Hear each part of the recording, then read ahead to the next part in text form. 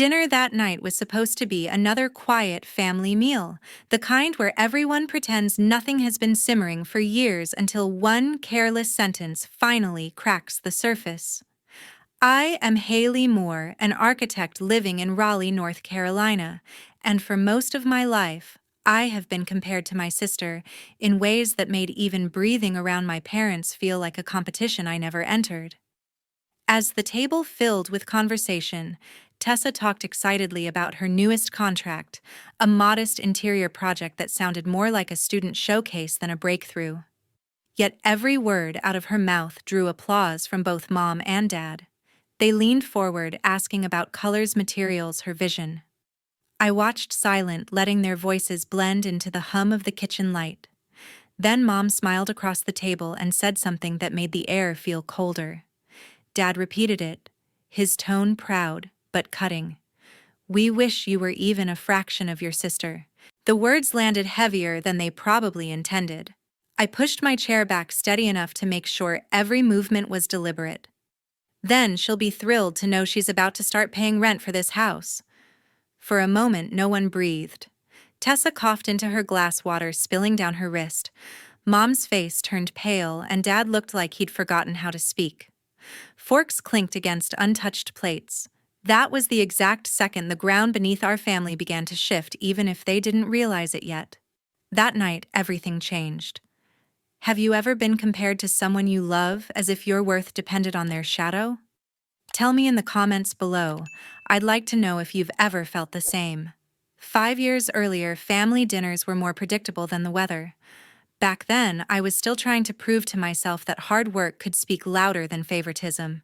I had just started building my career as an architect in Raleigh, balancing design deadlines with the quiet hope that one day my parents would see me for who I was rather than who I wasn't. My family lived a comfortable middle-class life. My mother, Ruth, loved planning every weekend meal as if it were a small holiday.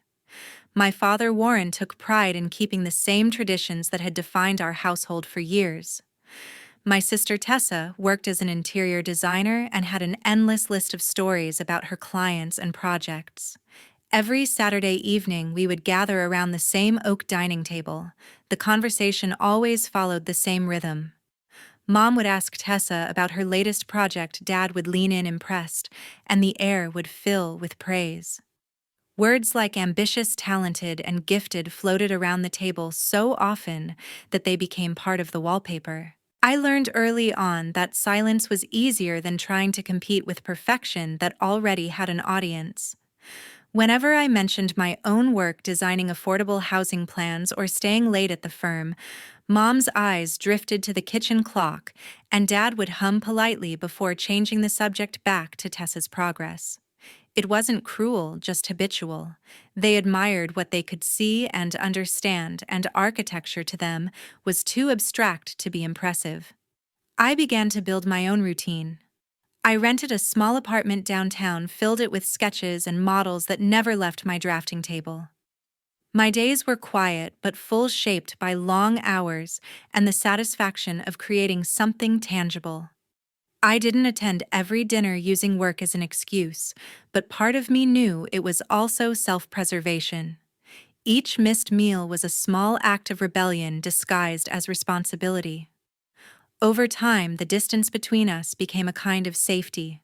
Tessa would still send cheerful messages inviting me to her design showcases or brunches with her colleagues, but I rarely went.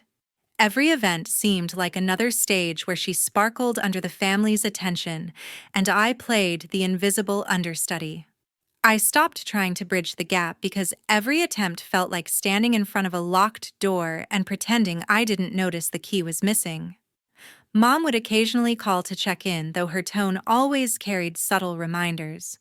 She would say things like, "Tessa's really moving forward," or, "You could learn something from her drive." I learned not to react. I told her I was happy for Tessa, and maybe part of me meant it. There was no fight left to have. Dad was the quieter one, but his silence spoke just as loudly. He would ask about my projects once in a while, yet his interest faded as soon as the answers became technical. I realized then that approval in our family was less about success and more about performance, how loudly it could be celebrated. Still, I tried to believe that one day they would notice. Maybe they would visit one of my buildings or read an article about a project I had contributed to. Maybe pride could exist quietly, like mine did. But as the years went on, their admiration for Tessa only deepened, and my independence slowly turned into distance. I learned to stop expecting the balance to change. It was easier to build walls made of work than to keep standing in rooms where I was never really seen. Late one evening, my phone buzzed non-stop. I almost ignored it, assuming it was another late notification from work, but the screen showed Mom calling. When I answered, her voice shook in a way I had never heard before. She said Dad had made a bad investment, that the bank was threatening to take the house. Her words came out in fragments, breathless and trembling. I sat on the edge of my bed, still half in my work clothes, trying to understand what had happened. They needed money immediately. At that time, I had been saving for a small apartment of my own. Years of long nights and careful budgeting had finally brought me close to affording a down payment. Listening to Mom's panic, though, that plan felt selfish and distant. I didn't hesitate. Within an hour, I transferred most of my savings to her account. She cried with relief, promising that Dad would repay me once everything stabilized. The next morning, Dad called to thank me. His voice was composed but weary. He admitted that he had trusted the wrong partner and lost nearly everything in a property deal that went nowhere. He assured me it was temporary, that things would turn around soon. I wanted to believe him. I told myself it was just one setback, the kind every family faces. Weeks passed. I went back to my usual routine, though the sight of my empty savings account quietly haunted me. I didn't tell anyone, not my colleagues, not even my closest friend, because part of me felt that helping family was simply what decent people did. Still, the calls from home became more frequent. At first, they were just check-ins, little updates about how they were managing. But then one evening, Mom called again, her tone softer this time. She said the bank needed an additional payment to postpone foreclosure. "Just a little more," she whispered almost apologetically. I could hear Dad in the background insisting that this was the last hurdle before things turned around. I stared at the spreadsheet on my laptop where my financial plans had been carefully mapped out and felt every number blur into meaninglessness. I transferred another large sum that night. After that, I stopped counting how much I had given. What mattered was that the house stayed in their name. They sounded lighter for a while, even cheerful. But the weight of those choices began to settle on me. Every time I looked at listings for apartments, the thought of starting over financially felt impossible. A few months later, I received a call from the bank itself. The representative said the family mortgage was still under review and asked if I would be willing to act as guarantor to prevent repossession. I hesitated. It was one thing to send money, another to put my name on a legal document. When I mentioned it to Mom, she said gently, "It's just paperwork, Hailey. You're the responsible one. We need your signature so they take us seriously." Her words pressed on the part of me that still wanted her approval. Against my better judgment, I went to the branch and signed the papers. The banker congratulated me for helping preserve your family's home. I smiled weakly, not realizing that the ink on that form would tie me to their choices more tightly than I could imagine. Afterward, I told no one. My friends often talked about vacations, new furniture, or saving for retirement, and I would nod, pretending to share their excitement. Inside, I was still calculating interest rates and repayment schedules. I convinced myself that sacrifice was love, that someday my parents would recover, and we would all laugh about the difficult season we had survived together. I didn't yet understand that what I saw as loyalty was to them simply expected. That Friday dinner was supposed to be ordinary. I had not been home for several months, partly because of work, and partly because each visit left behind a residue of exhaustion that no amount of rest could fix. Still, when Mom called earlier in the week saying it would mean a lot if I joined, I agreed. I arrived in the early evening carrying a small bottle of wine as a peace offering. The house looked the same, but something about the atmosphere felt rehearsed, like everyone had been waiting for an audience. At the dining table, Tessa was already animatedly telling a story about her latest project. She had just signed a contract to redesign a small corporate office. It was a modest deal, but the way Mom leaned forward and Dad beamed made it sound like she had just been named architect of the century. They praised her creativity, her determination, her business sense. Each compliment landed with a quiet echo that filled the spaces where conversation should have lived. I smiled politely, cutting my food in silence. For a moment, I thought I could survive the evening by blending into the background. But then Mom turned toward me, her tone shifting into something sharp, yet casual. "Why can't you be more like your sister?" The words stung not because they were new, but because they were said as if the question had an answer that everyone already knew, but me. I looked up, trying to read her face, but she was still smiling, unaware of the small fracture her comment caused. Then Dad added, his voice calm but firm. "We wish you were even a fraction of your sister." The table fell silent for half a second, though it felt longer. I placed my fork down carefully, my hand steady despite the pulse in my ears. The years of biting my tongue had left me with nothing but quiet resentment that now demanded to be spoken. I looked directly at them and said, "Then she'll be thrilled to know she's about to start paying rent for this house." The sentence cut through the air like the crack of breaking glass. Tessa choked on her drink, coughing violently as the water spilled onto her plate. Mom's face drained of color, her mouth opening slightly as if to protest, but no sound came. Dad stared at me, eyes wide, his confidence crumbling into silence. I pushed my chair back slowly. The scraping sound filled the room louder than any argument could. I straightened my jacket and looked at them one last time. Nobody moved. Nobody spoke. Even Tessa, still clutching her napkin, looked stunned, caught between confusion and guilt. I turned and walked out. My steps echoed in the hallway, steady and deliberate. The front door clicked shut behind me, muffling whatever words might have followed. I didn't wait to find out. I knew if I turned back even for a second, I would be pulled into the same cycle of apologies and explanations that had defined our family for years. As I drove away, the house grew smaller in the rearview mirror until it disappeared completely. The night outside was calm, but inside something had shifted permanently. For the first time, I wasn't the quiet daughter keeping peace for everyone else. I had finally said what needed to be said, and even though the silence that followed was heavy, it was mine to keep. In the weeks that followed, no one called and I didn't either. The silence between us was thick, not angry, just hollow. I told myself it was temporary, that they needed time to cool down, but deep down I knew it was something else, a quiet acknowledgement that the balance had finally shifted. For once, I wasn't the one reaching out to make peace. I started by calling the bank. The woman on the other end sounded surprised when I asked to remove my name from the guarantor documents. I explained that my financial liability was no longer valid and that any connection between my personal accounts and my parents' mortgage had to end. It took 3 separate meetings, 2 legal consultations, and an uncomfortable signature to sever that tie.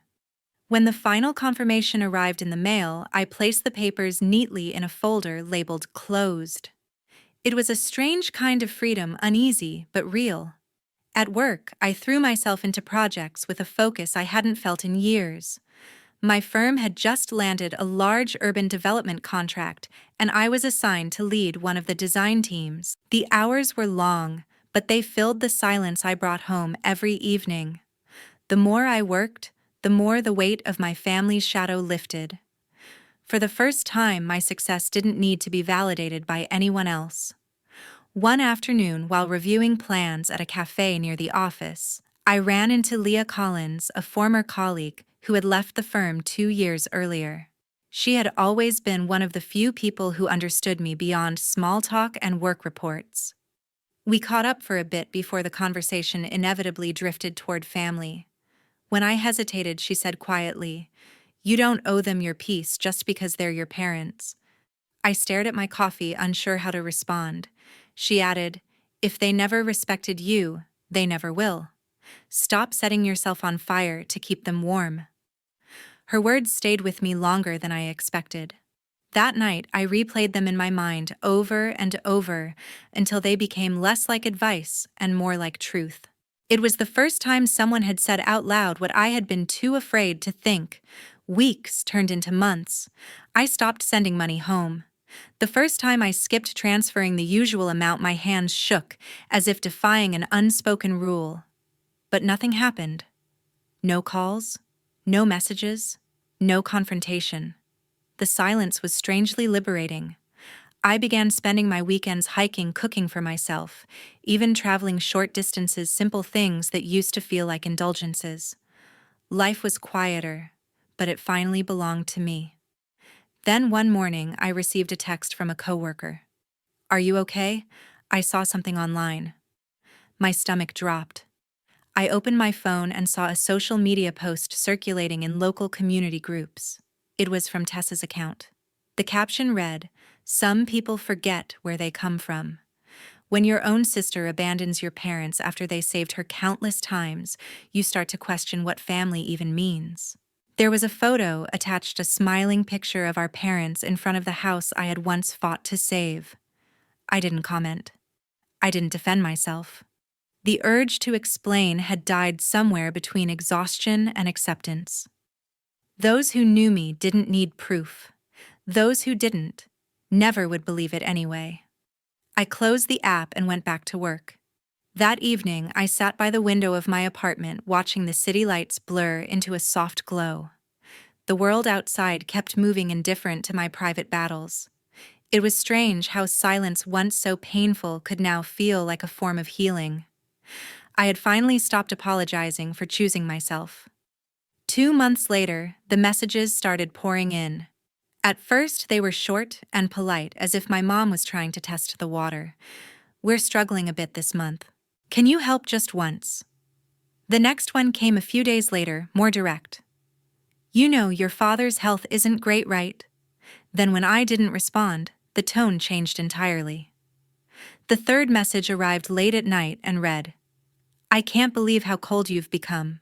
After everything we did for you, this is how you repay us. I stared at the screen for a long time, the words blurring until they stopped meaning anything. Within a week, she switched from texts to emails. Long paragraphs filled with guilt, accusation, and disappointment. Each line seemed designed to wound, to drag me back into the role I had escaped. I didn't reply. I couldn't. I had learned that silence was sometimes the only language that didn't end in regret. Then came the day my dad showed up at my office. The receptionist buzzed me, her voice hesitant. There's a man here asking for you. Says he's your father. My heart sank. When I stepped into the lobby, he was already pacing, his jaw tight.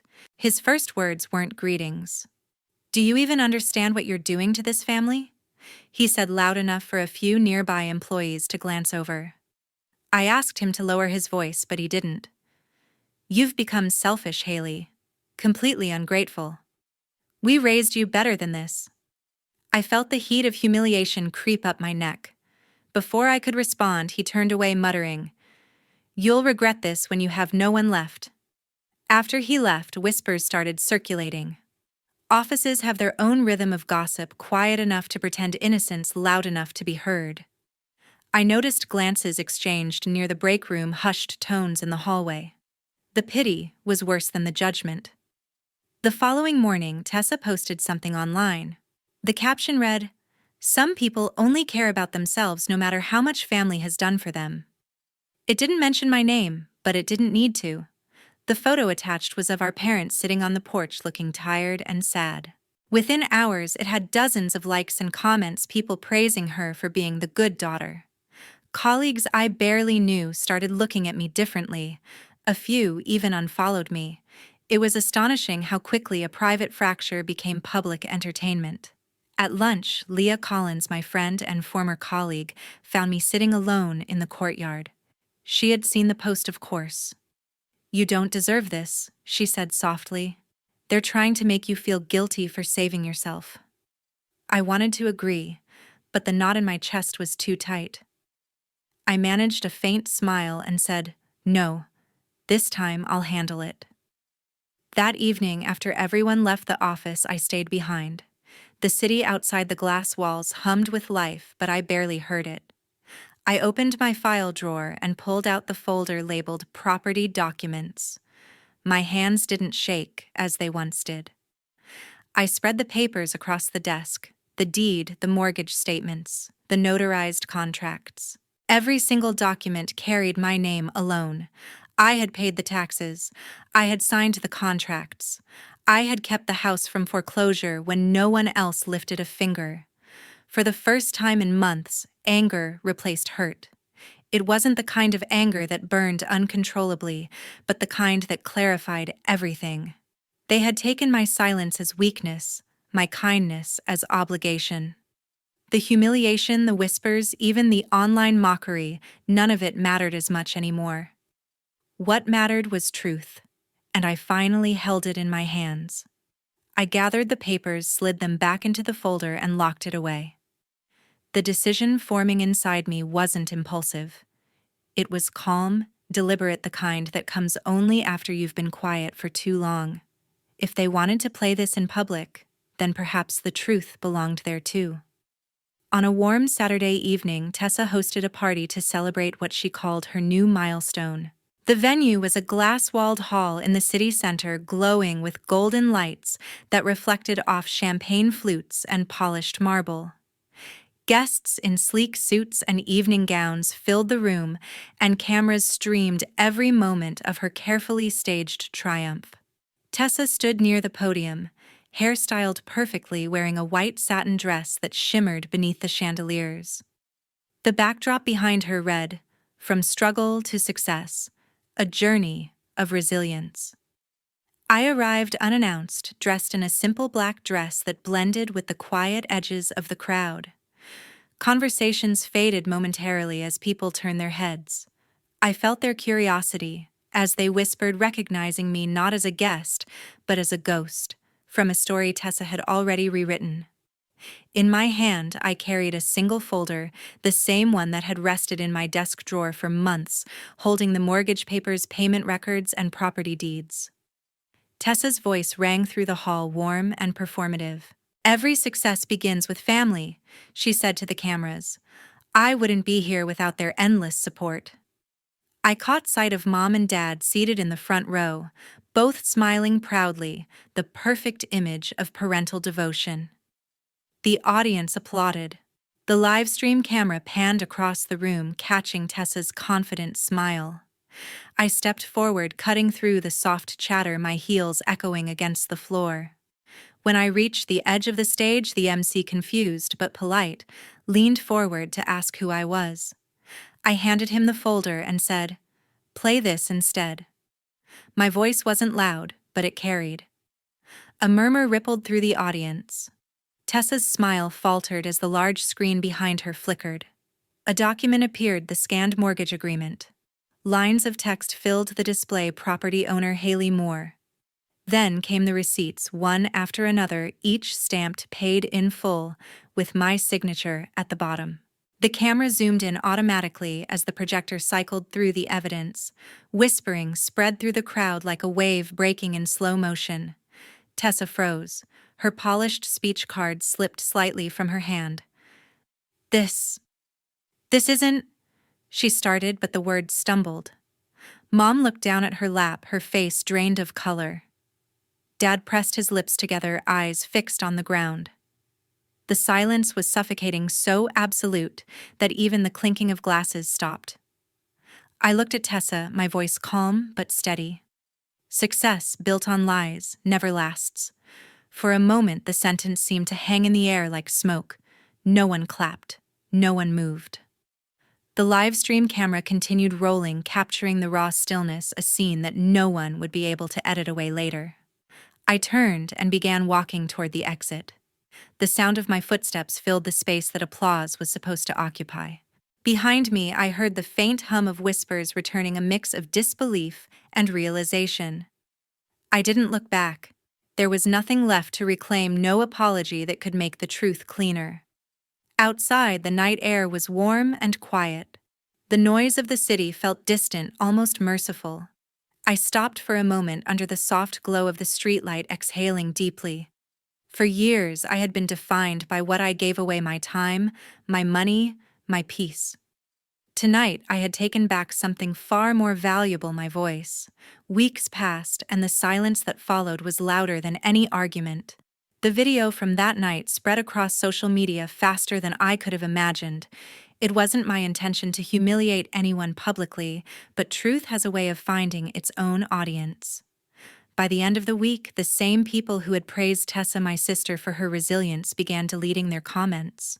Her sponsors quietly withdrew their offers, and the interior design firm that had named her their rising star removed her photo from their website. She lost her biggest contract within days, and soon after, others followed. My mom and dad faced their own reckoning. Friends stopped answering their calls. The neighbors who once admired their perfect daughters now whispered about pride and deceit. They sold the house, the same one I had saved, and moved out of Raleigh quietly, leaving no forwarding address. I didn't feel joy hearing that. Just a strange emptiness, like watching a storm finally clear after it had already destroyed everything in its path. Meanwhile, I began again. I relocated to New York, where no one knew the story, and started my own architecture studio. It was small at first, a single room above a flower shop in Brooklyn, but it was mine. My first client was a couple rebuilding their home after a fire. I remember standing in the half-finished space, sunlight spilling across bare wood, realizing that building something from ruin wasn't just my profession anymore, it was my life.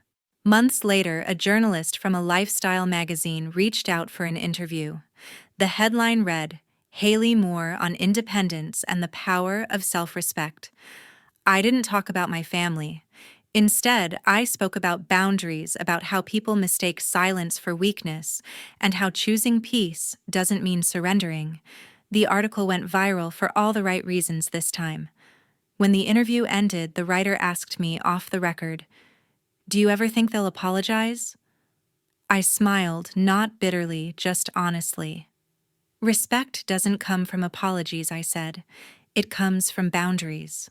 Sometimes, when I walk through my studio at night, the city lights reflecting off the glass walls, I think of how far I've come, not in distance, but in dignity.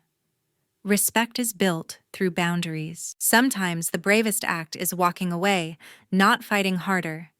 You can't teach people to value you by losing yourself to prove your worth. When you stop rescuing those who drain you, you finally rescue yourself. Freedom doesn't always arrive with applause.